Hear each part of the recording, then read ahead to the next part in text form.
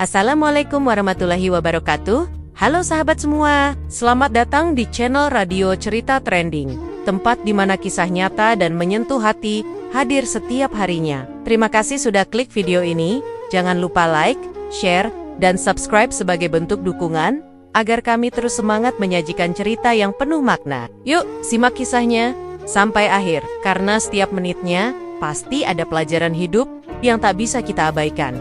Pagi itu, udara masih lembab ketika suara ayam berkokok bersahutan di kampung kecil pinggiran kota. Rumah itu berdiri di antara deretan rumah-rumah tua, dengan cat kusam dan dinding yang mengelupas. Jam baru menunjukkan pukul 5, tapi Kirana sudah berdiri di dapur dengan mata sembab dan tangan menggenggam setrika yang belum panas sempurna. Mana baju Rino, Kak? Jangan lupa bajuku juga disetrika. Mau ketemu teman-teman nanti, ujar Tegar sambil menyendok nasi goreng dari piring. Tanpa melihat ke arah kakaknya, Kirana mengangguk kecil. Iya, bentar lagi selesai. Ia menahan kantuk sambil memindahkan setrika ke kerah baju yang sudah kering. Di luar, ayam peliharaan ibunya berlarian di halaman. Perutnya belum terisi apapun sejak semalam. Tapi dapur masih gelap, dan ia belum sempat memasak karena harus membereskan baju dua adiknya. Loh, kamu belum masak juga, Kirana, tegur Bu Sulasmi dari balik pintu dapur yang baru terbuka. Kirana langsung menoleh.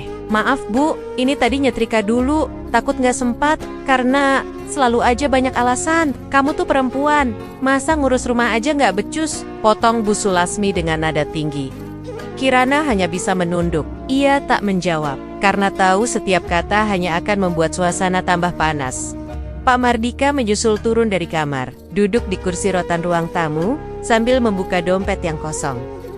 Ini rumah kok, makin hari makin boros aja ya. Cameron, gas habis, listrik nunggak, sekarang baju aja minta disetrikain semua. Kamu kerja tapi nggak ada hasilnya, Kirana. Aku baru dapat gaji, Pak. Tapi sebagian buat bayar uang kos dan transport ke kantor, jawab Kirana pelan. Tegar tiba-tiba bersuara dari ruang makan. Bu, minta uang dong, teman-temanku ngajak ngopi di rooftop cafe, katanya sambil bahas peluang bisnis. Bu Sulasmi melirik Kirana.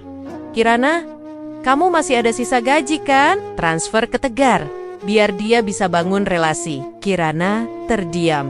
Ia menelan ludah dan berkata hati-hati. Aku udah pakai buat bayar utang transport bulan lalu, Bu. Sisanya tinggal buat makan seminggu ke depan. Tegar langsung bersungut-sungut. Pelit banget sih, Mbak. Gaji kerja juga nggak seberapa, gaya. Kayak orang susah banget. Bu Sulasmi ikut menyambar. Kamu ini kerja dapat beasiswa, makan juga masih dari sini. Masa bantu adik sendiri aja nggak mau? Gimana kamu bisa dibilang anak berbakti? Pak Mardika mengetuk meja. Kalau memang nggak mau bantu keluarga, bilang aja. Jangan pura-pura sibuk kerja, tapi lupa sama kewajiban. Kirana merasa tubuhnya gemetar, tapi ia tetap diam, memilih menunduk dan masuk ke kamar. Beberapa menit kemudian, notifikasi dari M-Banking masuk ke HP Tegar. Makasih ya, Mbak, ucap Tegar datar sambil berlalu keluar rumah. Hari terus berjalan lambat. Kirana menyiapkan makan siang tanpa semangat. Ia mencuci piring, menyapu lantai, dan mengepel ruang tengah sambil menahan sakit pinggang. Saat azan maghrib berkumandang, ia baru bisa duduk sejenak di kursi pojok kamar. Dilepaskannya jilbab yang sejak pagi belum sempat ditanggalkan. Rambutnya lepek, keringat menetes, dan matanya merah karena lelah. Kirana menarik selimut dan rebahan. Baru saja matanya hendak terpejam, pintu kamarnya tiba-tiba terbuka. Mbak, powerbandku ketinggalan, ujar Rino sambil berjalan masuk tanpa mengetuk. Kirana refleks menarik selimut menutupi tubuhnya. Rin, ketuk dulu kalau mau masuk kamar orang. Rino tertawa kecil. Santai aja, Mbak. Aku kan cuma ambil power bank. Gak lihat apa-apa juga. Ini kamarku. Kamu gak bisa sembarangan masuk, ucap Kirana dengan nada lebih tinggi. Rino mengambil power bank di meja samping, lalu keluar sambil menutup pintu, tapi tidak meminta maaf. Di luar terdengar suara televisi dinyalakan dan tawa kecilnya menggema. Kirana menatap langit-langit kamar. Tangannya menggenggam erat selimut yang sudah lepek karena keringat. Ia merasa tubuhnya sudah bukan miliknya. Ia kehilangan kendali atas privasinya sendiri. Rumah itu bukan tempat istirahat, bukan tempat aman. Ia menghela napas panjang, memejamkan mata, namun tak bisa tidur. Hatinya berat, ia ingin menangis. tapi suaranya hanya terjebak di tenggorokan. Tak ada yang mendengar, tak ada yang peduli. Bahkan, saat dirinya mulai hancur perlahan, tubuh Kirana belum sepenuhnya pulih dari kelelahan semalam. Pagi, menjelang tanpa tidur, yang layak, ia masih terbaring, memandangi lenggit-lenggit kamar yang perlahan berubah warna dari abu-abu gelap menjadi terang kusam. Suara televisi dari ruang tengah sudah terdengar, bercampur dengan denting sendok dari dapur. Tapi yang paling mengusik telinganya adalah tawa Rino yang enteng seolah tidak ada apa-apa yang salah semalam. Kirana menghela napas. Ia mencoba bangkit, melipat selimut dengan pelan, dan keluar kamar. Dapur sudah setengah berantakan. Peering Coder menampak Rino duduk berselonjor di ruang tamu, masih memakai kaos dalam, sementara Tegar terlihat rapi, memakai kemeja tipis dan celana bahan. Di sisi lain, Pak Mardika duduk dengan koran terbuka di tangan. "Kamu tuh anak paling niat, Tegar," ucap Pak Mardika sambil menepuk pundak Tegar dengan bangga. "Meskipun usahamu belum berhasil, tapi semangatmu luar biasa. Bapak dulu jatuh bangun sebelum punya kerja tetap." Tegar mengangguk kecil dengan senyum tipis. "Namanya juga usaha, Pak. Gagal itu biasa, tapi Bapak percaya, usaha keempat ini bakal pecah nanti." "Iya, asal kamu fokus, pasti bisa. Jangan nyerah kayak orang-orang yang baru lulus, udah nyari aman." Kirana berhenti melangkah. Ia tahu arah omongan itu mengarah padanya. Ia masih berdiri di dekat pintu dapur, tangannya masih kotor bekas air cucian piring. "Aku bukan nyari. Aman, Pak. Aku juga cari kerja tetap, tapi prosesnya nggak semudah itu. Lah kamu dapat beasiswa penuh, nilai bagus, tapi kerjaan tetap aja nggak dapat. Masa kalah sama adikmu yang cuma modal nekat?" Kirana menahan napas. Ia melangkah pelan ke ruang makan, mengelap tangan dengan lap basah. Suaranya tenang tapi tajam. "Tegar masih punya utang kampus, Pak. SPP semester lalu belum lunas, dan sebagian dari uang tabungan Bapak itu malah dipakai Tegar buat ngajak temannya karaoke malam itu." Pak Mardika mengerutkan dahi, menoleh ke arah Tegar. "Bener, Gar?" Tegar cepat menjawab. "Enggak, Pak. Itu teman yang traktir, bukan saya." "Ngapain kamu buka-buka aib adikmu sendiri?" potong Bu Sulasmi yang baru datang dari dapur sambil membawa piring berisi gorengan. "Perempuan kok suka iri sama saudara sendiri? Dasarnya kamu aja nggak suka lihat adikmu maju." "Aku bukan iri, Bu. Aku cuma bilang kenyataannya." Sebelum Kirana bisa menyelesaikan kalimatnya, tangan Bu Sulasmi sudah melayang ke pipinya. "Kamu itu anak perempuan, jaga mulutmu. Jangan bikin keributan di rumah. Udah dikasih makan, dikasih tempat tinggal, sekarang malah nyolot." Kirana terdiam. Pipinya panas, tapi yang lebih panas adalah dadanya, karena merasa tak ada satupun suara atau kebenaran yang boleh keluar dari mulutnya. Rino ikut tertawa kecil. "Mbak Kirana caper, gak tahan lihat Tegar dipuji mulu." "Diam, Rin," desis Kirana, suaranya rendah tapi gemetar. Rino berdiri, merangkul bahu pacarnya yang sejak tadi duduk di sudut ruang tamu. "Bu, aku ajak Lala masuk ke kamar ya." "Mau lihat barang-barang koleksi mainan." "Hati-hati ya, Nak. Jangan lupa pintunya dikunci, biar nggak diganggu kakakmu itu, yang kayaknya kepo terus." Kirana menoleh cepat, matanya menajam. "Bu, masa Rino bawa pacar ke kamar, terus malah aku yang disindir? Ya kamu jangan lebay, anak laki-laki itu bebas, bukan kayak kamu. Nggak usah urusin yang bukan urusanmu." Tegang, sunyi sesaat menyelimuti ruangan. Kirana tak mampu berkata apa-apa lagi. Ia kembali masuk ke kamar, membanting pintu tanpa suara. Dalam kamar yang sempit itu, Kirana berdiri mematung di depan kaca. Pipinya masih terasa perih. Tapi yang lebih menyakitkan adalah bagaimana semua orang di rumah itu memandangnya. Perempuan yang hanya pantas patuh, diam, dan tidak boleh salah bicara. Ia duduk di ujung tempat tidur, tangannya menggenggam erat spray. Matanya panas, bukan karena air mata, tapi karena harga dirinya yang dicabik di tempat yang seharusnya menjadi rumah. Dalam benaknya, suara ibunya terus terngiang, menampar lebih keras daripada tangan tadi. Perempuan kok suka iri? Kirana tahu betul, bukan iri yang ia rasakan, tapi rasa muak, marah, dan kecewa. Di rumah ini, laki-laki boleh salah, tetap dibela. Tapi iya, sekali bicara, langsung dianggap durhaka, sekali jujur, langsung dianggap menghasut, sekali menolak, langsung dilabeli tak tahu diri.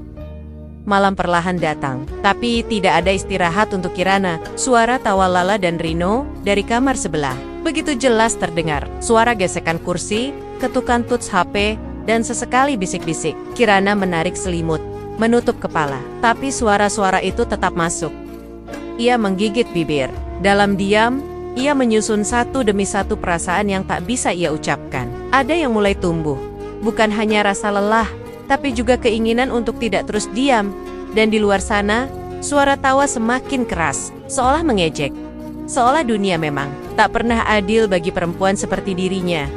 Tatapan kosong Kirana masih terpaku pada langit-langit kamar. Suara tawa dari kamar sebelah perlahan mereda, digantikan sunyi yang membuat dadanya terasa lebih sesak. Pipi kirinya masih menyimpan nyeri dari tamparan ibunya tadi siang, dan kepala berdenyut akibat menahan emosi yang tak tersalurkan. Ia belum tidur, meski malam telah larut. Dalam pikirannya, terus terulang kalimat-kalimat kasar yang dilontarkan orang-orang di rumah ini. Rumah yang tak pernah benar-benar menjadi tempat pulang baginya. Pagi berikutnya, Kirana bangun dengan kepala berat dan mata sembab. Tapi hari ini, ia tak bisa lambat. Ini hari pertama ia bekerja paruh waktu sebagai staf marketing di sebuah perusahaan distributor minuman. Kerja itu didapatnya dengan susah payah setelah mengirim lebih dari 20 lamaran. Ia hanya diberi waktu 15 menit sarapan, lalu buru-buru berangkat dengan bus kota yang sesak. Namun, alih-alih sambutan hangat setelah seharian bekerja, Kirana justru disambut suara tinggi dari dapur. "Kamu pergi seharian Ramaga Keida. Yang masak? Mau makan apa ini orang serumah?" "Kirana, kamu perempuan. Masak rumah segede ini kamu tinggal seenaknya," bentak Bu Sulasmi.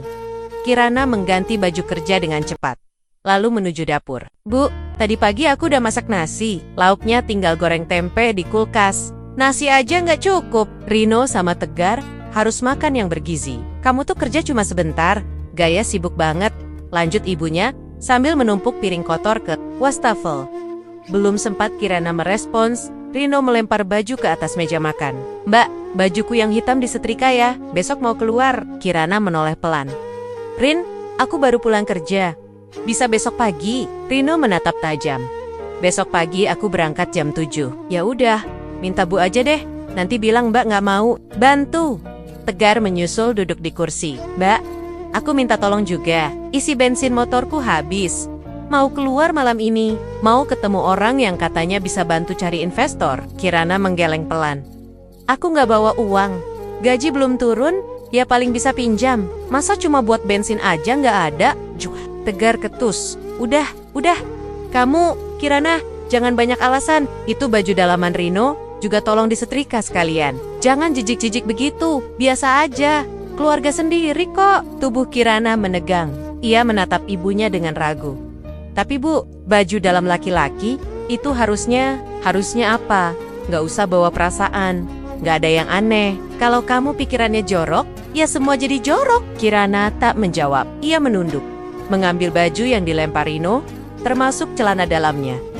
Tangannya bergetar. Rasa jijik dan risih bercampur dengan amarah yang tak bisa diluapkan. Ia membawa tumpukan pakaian itu ke kamar sambil menahan napas. Bau keringat dari pakaian Rino membuatnya ingin muntah. Tapi ia tetap menyetrika. Tubuhnya bukan hanya lelah, tapi juga semakin merasa terinjak. Malam hari, Kirana hendak berganti pakaian. Ia melepas jilbab dan membuka kancing baju. Dengan pintu kamar yang sudah dikunci. Atau, ia kira sudah dikunci tiba-tiba. Pintu kamar terbuka sedikit, menimbulkan suara berderit. Kirana memutar badan cepat, hanya mengenakan dalaman. Di ambang pintu, berdiri Rino, diam, menatap. Pandangannya tidak bergerak. Nafasnya pelan tapi berat. "Rino, keluar!" teriak Kirana sambil menutupi tubuhnya dengan baju. Rino masih menatap. Beberapa detik sebelum akhirnya tertawa kecil, "Sorry, lupa ketuk." Ia lalu menutup pintu, tanpa rasa bersalah. Kirana terduduk di lantai. Napasnya tercekat, dadanya naik turun. Bukan hanya karena malu, tapi karena takut. Untuk pertama kalinya, ia merasa kamar itu bukan lagi ruang aman. Tidak ada ruang di rumah ini yang tersisa untuk dirinya sendiri. Malam itu, Kirana tidak tidur. Ia duduk di sudut kasurnya, membungkus tubuh dengan selimut sampai ke kepala. Jendela tertutup, lampu padam, tapi dingin di tubuhnya Bukan dari angin malam, melainkan dari tatapan mata Rino yang seolah masih menempel di kulitnya. Bukan hanya jijik, ia merasa dilucuti, bukan oleh tangan, tapi oleh tatapan yang memaksa tubuhnya telanjang di tempat yang semestinya memberi perlindungan. Ia ingin bicara, melapor, menjerit, tapi kepada siapa? Ibunya akan menganggapnya lebay. Ayahnya hanya akan menyuruhnya diam agar rumah tidak gaduh, sementara Rino akan tetap bebas mondar-mondir, tertawa, meminta uang, dan membawa pacarnya ke kamar. Kirana memejamkan mata, tapi pikirannya justru makin gaduh. Ia mulai berpikir tentang satu-satunya jalan keluar. Pergi, tapi bagaimana? Ia belum punya cukup uang. Gajinya hanya cukup untuk makan dan ongkos, dan belum tentu ada tempat yang akan menerimanya jika ia pergi. Begitu saja. Ia menggenggam ujung selimut lebih erat. Dalam batinnya, ia tidak hanya takut, ia merasa muek. Martabatnya, harga dirinya, pelan-pelan hilang. Dan ia belum tahu sampai kapan harus diam di luar kamar. Langkah kaki terdengar mendekat. Kirana terdiam. Lampu tetap padam, tapi matanya terbuka lebar. Jantungnya berdegup keras. Dan pintu kamar berderit sekali lagi. Pintu kamar yang berderit semalam masih membekas di benak Kirana. Meski pagi telah datang, sinar matahari yang menerobos dari celah jendela tidak bisa mengusir dingin yang menetap. Di dalam dark, ia duduk memeluk lutut di atas kasur, belum juga beranjak. Rasa takut, risih, dan muak saling bersahutan. Tapi waktu tak menunggu. Dunia tetap menuntutnya bergerak. Seolah semua luka batin itu tak ada artinya. Kirana keluar kamar. Dengan langkah berat, wajahnya pucat, matanya sembab. Belum sempat ia duduk, suara teriakan panik Bu Sulasmi dari kamar utama menggema. "Pak Mardika, bangun Pak!" "Kirana, cepat ke sini." Ia berlari menuju kamar orang tuanya. Di sana, Pak Mardika terbaring lemas, dengan napas tak teratur. Wajahnya berkeringat dingin, tubuhnya gemetar. Kirana tak sempat berpikir panjang. Ia mengambil dompet, menggandeng ayahnya, dan bersama ibunya, mereka membawanya ke rumah sakit dengan ojek online. Di ruang IGD, dokter berkata ayahnya harus dirawat. Kirana menggigit bibir saat mendengar biaya awal yang harus dibayarkan. Campa, pikir panjang, ia menggesek kartu atnya. Tabungan yang ia kumpulkan selama 6 bulan terakhir, langsung tersedot setengahnya. Ia tidak menangis, ia tidak komplain. Ia hanya berdiri di depan meja administrasi, memandangi angka di struk pembayaran sambil menahan gemetar. Beberapa jam kemudian, setelah ayahnya stabil dan ditempatkan di ruang perawatan, Kirana pulang lebih dulu untuk mengambil pakaian dan keperluan lain. Ia masuk ke rumah dalam keadaan letih, keringat dingin bercucuran, tubuhnya belum makan apapun sejak pagi. Namun begitu membuka pintu, ia tertegun. Sepasang sepatu perempuan dengan hak tinggi terletak rapi di depan ruang tamu. Suara tawa perempuan terdengar dari kamar tamu. Suara tegar menyahut, bercampur dengan nada menggoda. Kirana mengetuk pintu kamar tamu dengan geram. Tak lama, Tegar membukakan pintu dengan senyum cuek. "Apaan sih Mbak? Ganggu aja. Ini siapa? Kamu bawa orang ke rumah pas Bapak lagi sakit?" tanya Kirana lirih, menahan marah. "Ya ampun Mbak, dia temanku. Nginep bentar doang, bukan urusan kamu juga, kan? Ini rumah kita semua, Gar. Nggak bisa seenaknya." Tegar terkekeh. "Jangan sok moral ya Mbak. Kamu tuh bukannya iri karena belum pernah punya pacar. Lihat diri sendiri dulu deh, sebelum ngatur orang." Kirana menggeleng, mundur 2 langkah, lalu menutup pintu dengan keras. Tapi gemetar di tangannya tak bisa. Ayah bukan karena marah semata, tapi karena lelah yang menumpuk dari ujung rambut sampai telapak kaki.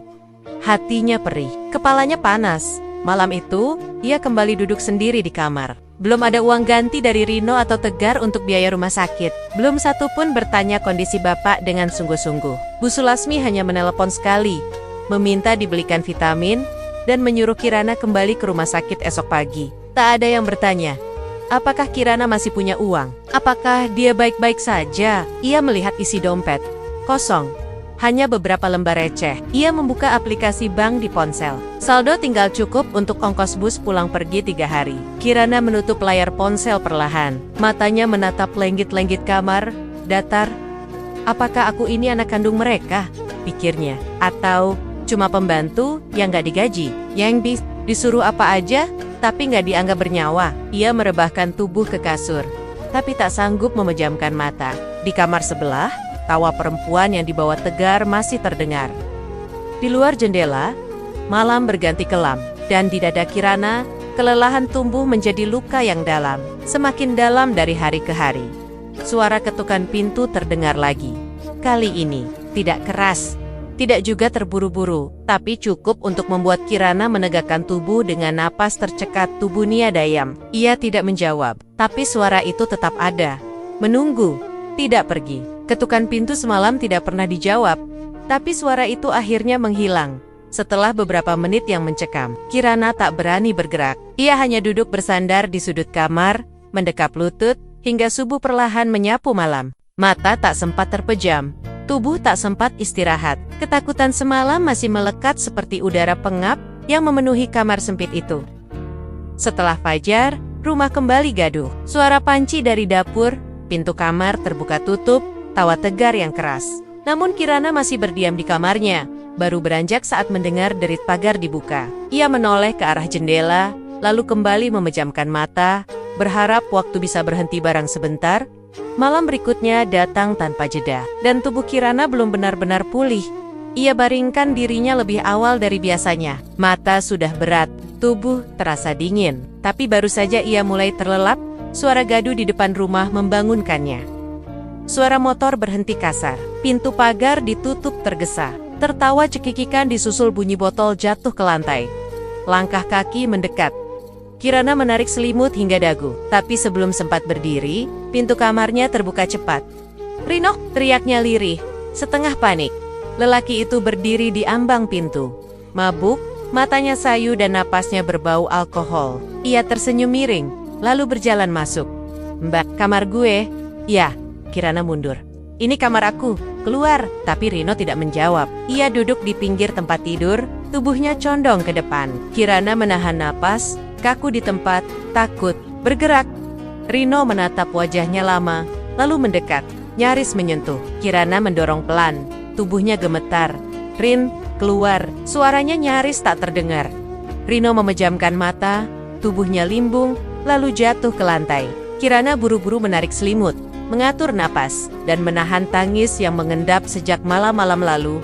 Pagi harinya, setelah semalaman tak bisa tidur, Kirana memberanikan diri mengadu. Ia temui ibunya di dapur, dengan suara pelan dan kepala tertunduk. "Bu, semalam Rino masuk kamar. Dia mabuk, hampir menyentuh aku."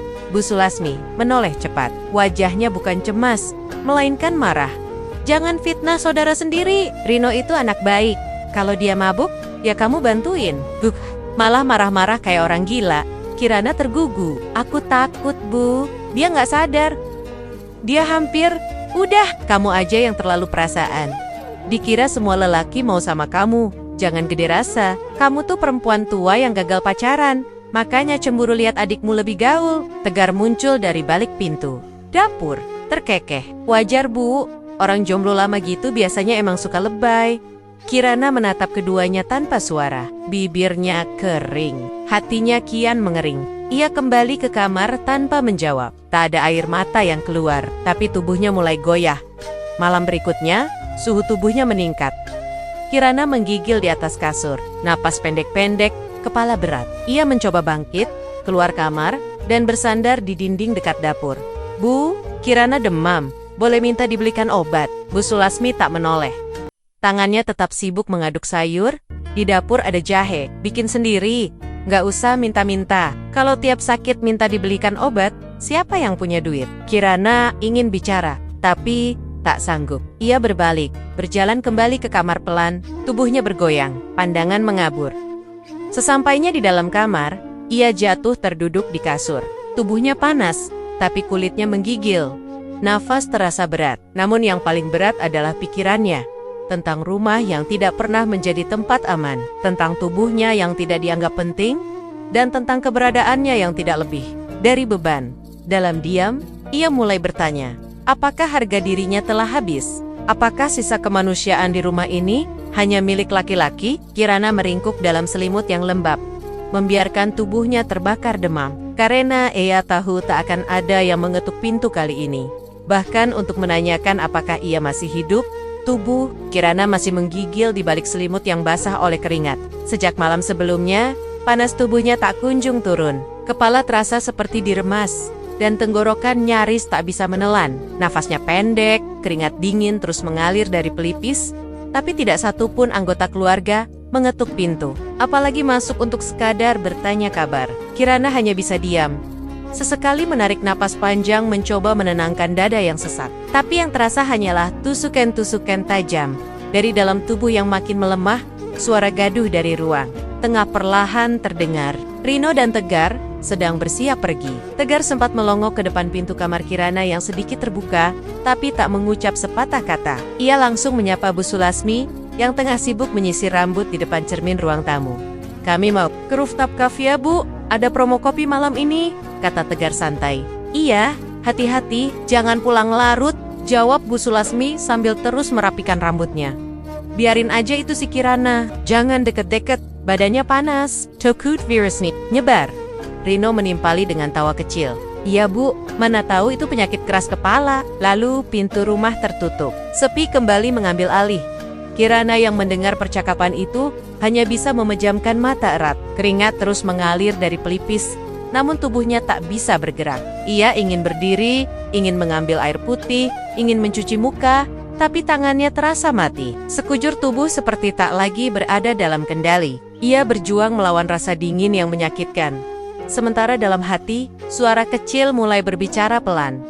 "Kalau aku mati di sini, mungkin mereka baru peduli." Beberapa menit kemudian, suara langkah kaki mendekat. Bukan langkah yang tergesa, tapi lambat dan berat. Bu Sulasmi berdiri di depan kamarnya. Tak masuk, hanya bicara dari balik pintu. "Kirana, dapur belum disapu. Nanti lantainya licin, bisa bikin jatuh. Jangan karena sakit jadi lupa kewajiban." Kirana tidak menjawab, tapi rasa bersalah aneh menyeruak. Dalam kelelahan, ia tetap mencoba bangkit. Langkahnya pelan menuju dapur. Lantai ubin terasa lebih dingin dari biasanya. Tangannya meraih sapu. Tubuhnya gemetar. Baru 2 kali ia mengayunkan sapu, pandangannya mengabur. Tiba-tiba isi perutnya naik. Ia memuntahkan cairan kuning ke lantai dapur. Tubuhnya terhuyung, lututnya lemas, dan ia terduduk dengan wajah pucat di tengah muntahannya sendiri. "Astagfirullah, Kirana, jorok banget kamu ini," teriak Bu Sulasmi yang datang beberapa detik kemudian. "Aku gak kuat Bu," jawab Kirana dengan suara pelan, nyaris tak terdengar. "Kalau gak kuat ya bilang, jangan bikin dapur bau kayak gini.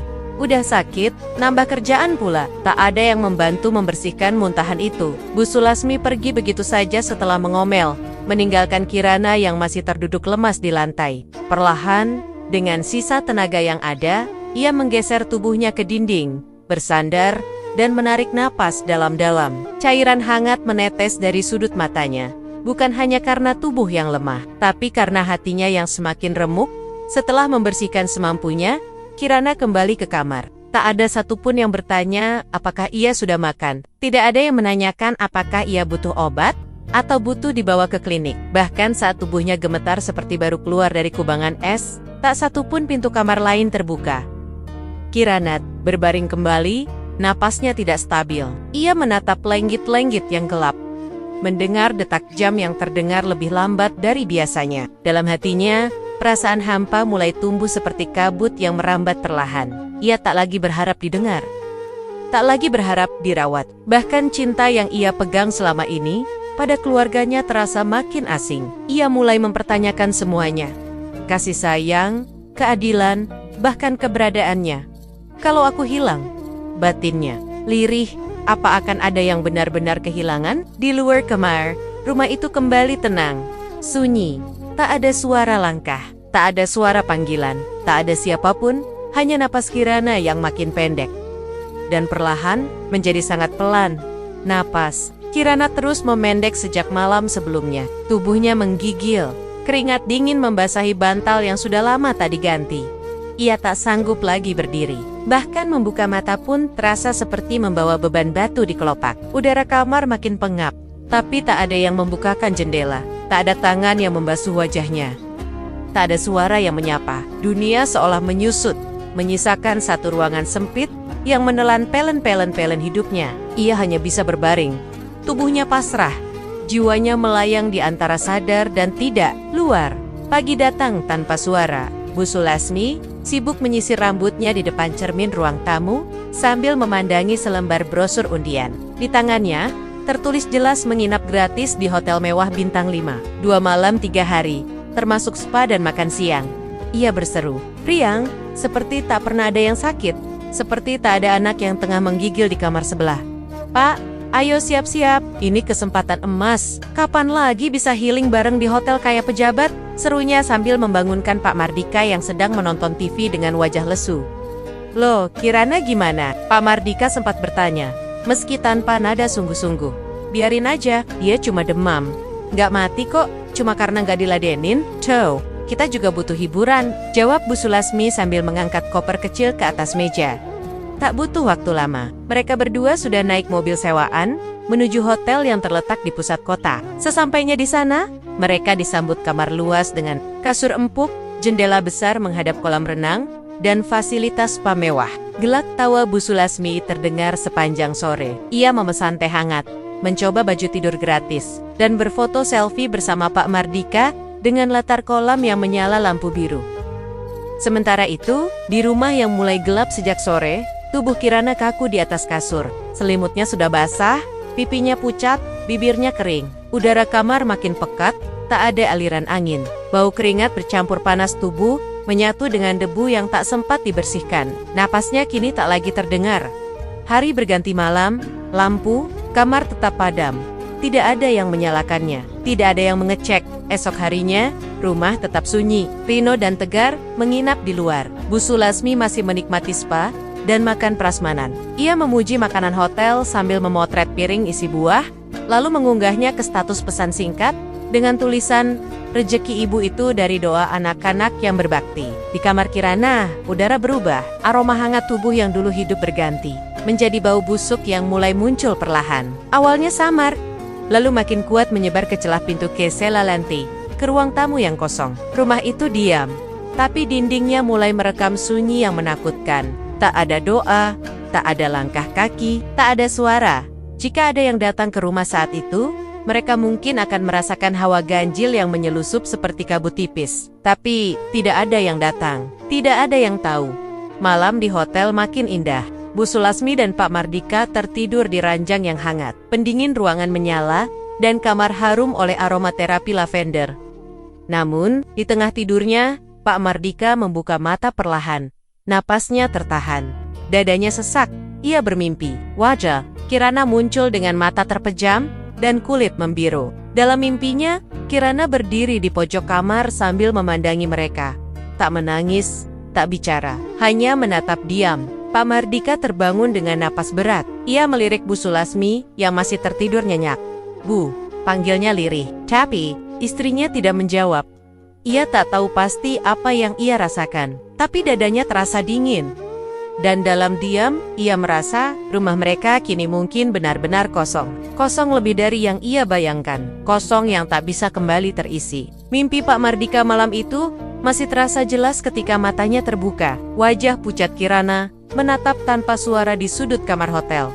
Membeku di matanya, seperti bayangan yang tak bisa dihapus. Ia bangun dengan tubuh dingin dan tengkuk basah oleh keringat. Di sampingnya, Bu Sulasmi masih tertidur pulas, wajahnya santai, tak menyadari apapun. Tapi di dada Pak Mardika, ada getar aneh yang tak bisa ia abaikan. Seolah ada yang sangat tidak beres di rumah. Perjalanan pulang terasa lebih panjang. Dory Bike, mobil yang membawa mereka dari hotel, melaju pelan di antara gang sempit. Sementara di kepala Pak Mardika, bayangan wajah Kirana di mimpi tadi terus menempel, membuatnya menggenggam lutut dengan gelisah. Ia menoleh ke arah Bu Sulasmi, ingin bicara. Tapi istrinya sibuk memeriksa sisa ale-ale dari hotel, sambil tertawa kecil menyebutkan harga-harga barang mewah yang baru ia dapat secara gratis. Saat mobil berhenti di depan pagar rumah, suasana langsung terasa ganjil.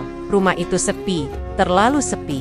Tidak ada lampu menyala, tidak ada suara TV, tidak ada aroma masakan atau suara langkah dari dalam. Pintu masih terkunci dari dalam, tapi begitu dibuka, bau menyengat langsung menyerbu keluar, menusuk hidung dan membuat kepala pening. Bu Sulasmi menutup hidung, melangkah masuk dengan raut tak sabar. Astagfirullah, ini rumah kenapa kayak gini sih? Si Kirana nggak bersihin rumah lagi. Pak Mardika tak menjawab, langkahnya pelan menyusuri lorong. Udara di dalam terasa lebih pengap, ruang tamu berantakan. Tirai tertutup, lampu mati. Tapi, yang paling menusuk adalah bau yang datang dari satu titik. Kamar Kirana. Mereka saling pandang. Coba buka, Pak. Ucap Bu Sulasmi pelan. Tangan Pak Mardika gemetar saat meraih gagang pintu. Butuh waktu beberapa detik sebelum ia berhasil memutar dan mendorong pintu yang tak terkunci sepenuhnya. Pintu terbuka perlahan. Cahaya dari lorong masuk sedikit ke dalam kamar. Di tengah ruangan, Kirana terbaring diam, selimut setengah menutupi tubuhnya, wajahnya membiru, matanya terpejam, tak ada gerakan, tak ada napas. Untuk sesaat, mereka berdua hanya berdiri, beku. Mata Bu Sulasmi membelalak, bibirnya terbuka, tapi tak bersuara. Kirana, suara Pak Mardika bergetar, pelan, seperti tak yakin dengan yang dilihatnya. Tak ada jawaban. Begitu mendekat, tubuh Kirana sudah dingin, beku, bau tajam bercampur dengan udara lembab yang lama tak tersentuh. Selimut basah oleh keringat lama yang kini sudah mengering. Pipi Kirana pucat, bibirnya pecah, rambutnya acak-acakan. Bu Sulasmi menjerit, teriakannya menggema memenuhi seluruh rumah. Pak Mardika terduduk di lantai, cengkangnya menutupi wajah. Dunia seakan runtuh di depan mata mereka. Namun tak satu pun bisa mereka perbaiki. Tak lama kemudian, ambulans datang. Petugas medis mengangkat tubuh Kirana dengan penuh hormat. Salah satu dari mereka menatap jam tangan, lalu bicara pelan. Ibu, ini sudah meninggal lebih dari 24 jam lalu. Waktu seolah berhenti, Rino datang terlambat. Tegar hanya berdiri di depan pagar. Wajah keduanya pucat, tapi tak ada yang berani mendekat. Mereka tahu, kata maaf tidak akan pernah cukup. Bu Sulasmi terduduk di lantai, menangis keras. Ya Allah, maafin ibu nak. Ibu nggak pernah bener-bener peluk kamu. Ibu nggak pernah tanya kamu lapar apa enggak. Ibu nggak pernah. Kata-katanya hancur jadi isakan. Di sisi lain, Pak Mardika hanya menatap tubuh Kirana yang perlahan dibawa pergi. Air matanya tak jatuh, tapi matanya kosong. Semua yang ingin ia katakan dulu, kini terkubur dalam diam yang tak bisa dibayar dengan apapun, dan rumah itu kembali sunyi. Kali ini bukan karena tak ada suara, tapi karena suara satu-satunya yang seharusnya mereka jaga sudah tidak ada lagi. Rumah itu belum benar-benar pulih dari keheningan kematian. Kirana, udara masih basah oleh aroma dupa dan bunga yang layu. Gorden belum dicuci. Noda tanah dari sandal para pelayat masih menempel di lantai ruang tamu. Di pojok meja, foto Kirana dalam bingkai kecil berdiri membisu, dikelilingi sisa lilin dan gelas. Kosong. Tak ada satupun anggota keluarga yang menyentuhnya. Bu Sulasmi duduk di kursi rotan dengan wajah kusam. Tangisnya belum reda, tapi sudah mulai membisu. Matanya kosong.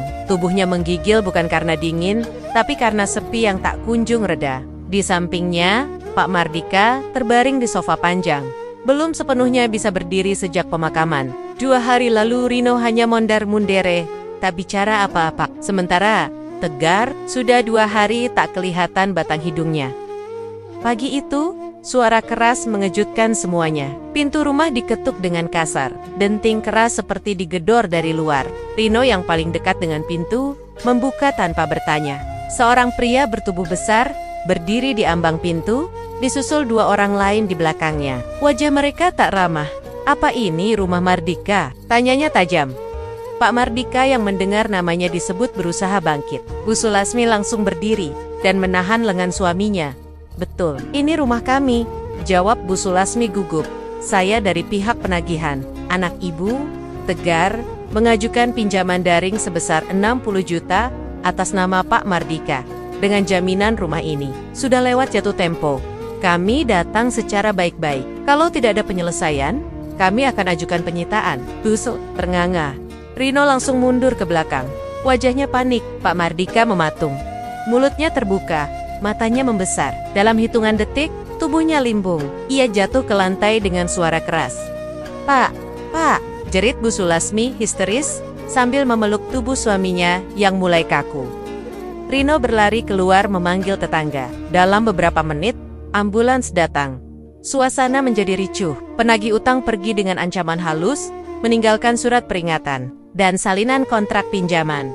Di rumah sakit, Bu Sulasmi duduk di kursi lorong dengan tubuh gemetar. Dokter mengatakan bahwa Pak Mardika terkena serangan stroke. Separuh tubuhnya lumpuh, mulutnya tidak bisa bicara jelas, matanya hanya menatap lurus tanpa fokus. Sementara itu, Rino hanya berdiri di sudut lorong. Tak sanggup mendekat. Don Tiger, saat ditelepon, tak mengangkat. Pesan hanya centang satu. Tak ada kabar. Bu Sulasmi menangis dengan wajah tertutup kedua tangan. Tapi bukan hanya karena takut kehilangan suami. Bukan hanya karena rumah mereka terancam disita. Yang lebih menyakitkan adalah kenyataan bahwa semua ini bukan disebabkan oleh Kirana anak yang ia hujat, hina, dan abaikan selama hidupnya. Melainkan oleh Tegar, anak emas yang selalu ia banggakan. Yang kini malah menghilang membawa luka yang lebih besar dari apapun. Dalam hatinya, penyesalan merambat seperti duri. Ia mengingat kembali bagaimana dulu selalu memarahi Kirana hanya karena urusan kecil. Bagaimana ia lebih memilih membela Tegar dan Rino hanya karena mereka laki-laki. Ia tak pernah mengelus kepala. Kirana saat lelah, tak pernah bertanya apakah anak itu lapar. Tak pernah bilang terima kasih. Kini semua sudah terlambat. Ia menatap ruang ICU. Tubuhnya terguncang. Surat tagihan rumah sakit dan ancaman penyitaan rumah masih tergenggam erat di cenggot. Jemarinya gemetar, basah oleh keringat dingin dan air mata yang tak bisa lagi ditahan. Di ruang tunggu yang sunyi, suara sepatu petugas mendekat. Suara langkah yang pelan, tapi menusuk lebih dalam dari apapun yang pernah ia dengar. Surat tagihan dan ancaman penyitaan rumah masih tergeletak di meja makan yang berdebu. Sejak kepulangan dari rumah sakit, tak ada lagi suara riuh di pagi hari. Tak ada bau masakan, tak ada suara pintu yang dibuka dengan tergesa. Hanya ada suara kursi roda Pak Mardika yang sesekali digeser pelan, dan napas berat Bu Sulasmi yang terdengar semakin rapuh. Rumah itu tak hanya sunyi tapi dingin, kosong, dan tak lagi hidup. Rino tak lagi keluar rumah. Ia menjadi bayangan kelabu yang hanya berganti sudut tidur dari kursi ke lantai. Wajahnya kusam, rambutnya lepek, bajunya nyaris tak pernah berganti. Dapur selalu kotor, piring menumpuk, sisa makanan berjamur, kamar-kamar dibiarkan tertutup rapat. Termasuk kamar Kirana yang masih dipenuhi barang-barang terakhir miliknya. Tak seorang pun berani menyentuhnya. Pak Mardika duduk di dekat jendela. Tatapannya kosong, matanya menatap keluar, tapi pandangannya tak pernah fokus. Lumpuh di setengah tubuh membuatnya tergantung penuh pada istrinya. Tapi bahkan untuk bicara pun, mulutnya hanya mengeluarkan suara samar yang tak bisa dipahami. Ia hidup, tapi seperti tak punya alasan untuk terus bertahan. Bu Sulasmi mulai sering berbicara sendiri. Kadang ia duduk berjam-jam di ruang tengah, memandangi foto-foto lama di album. Di satu halaman, ada foto Kirana memakai toga sendirian. Karena saat itu, tak satu pun dari mereka datang menghadiri wisudanya. Senyumnya itu mirip aku waktu muda. Ya, nak, gumamnya pada foto. Lalu tertawa lirih. Kemudian terdiam lama. Sore itu, ia membuka laci kecil di lemari dan menemukan foto Kirana bersama dua temannya di kantor. Mereka terlihat bahagia, tertawa, berdiri di depan kafe kecil tempat biasa Kirana kerja paruh waktu. Salah satu temannya menggandeng bahu Kirana dengan hangat. Tanpa sadar, tangannya gemetar, wajahnya menegang. Ia berdiri, lalu melempar foto itu ke lantai dengan keras. Suaranya memecah keheningan rumah seperti petir. Rino yang tidur di ruang tengah hanya membuka mata sebentar, lalu kembali memejam. Acuh, Bu Sulasmi terduduk di lantai, meraih potongan bingkai yang pecah, lalu menangis terseduh-seduh. Tangisnya bukan lagi air mata kesedihan biasa, tapi jeritan jiwa yang pecah berkeping-keping. Kirana, kenapa ibu dulu nggak pernah dengar kamu? Isaknya. Kenapa ibu selalu marah, selalu bela yang salah? Ia memeluk potongan bingkai. Foto seperti memeluk tubuh yang sudah lama membeku. Keringatnya dingin, pipinya basah. Ia terus menggumam, menyebut nama anaknya berkali-kali, seperti mantra yang tak kunjung membawa kembali siapapun. Malam turun pelan-pelan. Rumah itu tenggelam dalam cahaya kuning yang suram. Di dalam kamar, Bu Sulasmi terduduk di pojok ranjang. Tubuhnya menggigil meski tak ada angin. Matanya bengkak, Bibirnya kering. Ia menggenggam bantal bekas Kirana yang masih disimpan diam-diam di lemari. Lalu tiba-tiba, ia menjerit. Suaranya tinggi, parau dan putus asa. "Ampuni ibu, nak, Kirana, ampuni ibu." Teriakannya menggema di seluruh rumah, tapi tak ada balasan.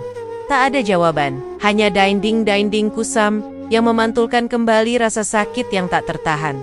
Pak Mardika di ruang tengah terdiam, air mata jatuh dari sudut matanya yang sudah tak bisa menoleh. Tangannya lumpuh, suaranya hilang, tapi batinnya menangis lebih nyaring dari siapapun, dan Rino tetap tertidur di lantai, seperti tak punya tempat untuk bangkit. Rumah itu dulunya penuh suara, kini tinggal gema. Dulu ada langkah kaki, tawa, keluhan, permintaan bantuan. Sekarang hanya suara nyamuk dan detik jam dinding. Rumah itu sudah kehilangan semua anaknya, bukan karena mereka pergi, tapi karena mereka diusir oleh kelalaian, kesombongan, dan ketidakadilan. Azab itu bukan datang dari langit. Azab itu tumbuh pelan-pelan dari bibir seorang ibu yang tak pernah memeluk anak perempuannya, dan dari kursi roda seorang ayah yang kini hanya bisa duduk menunggu sambil menatap kosong pada pintu yang tak akan pernah diketuk lagi. Terima kasih telah menonton sampai akhir. Semoga kisah ini membuka mata dan hati kita bahwa cinta tanpa keadilan hanya akan melahirkan luka, dan penyesalan datang saat segalanya telah hilang. Jangan lupa tinggalkan jejak di kolom komentar, like videonya, dan subscribe channel ini agar kami terus bisa menghadirkan kisah-kisah yang menyentuh nurani. Sampai jumpa di cerita berikutnya. Tetap jaga hati. Jangan biarkan kehangatan keluarga berubah jadi dingin karena sikap kita sendiri. Wassalamualaikum warahmatullahi wabarakatuh.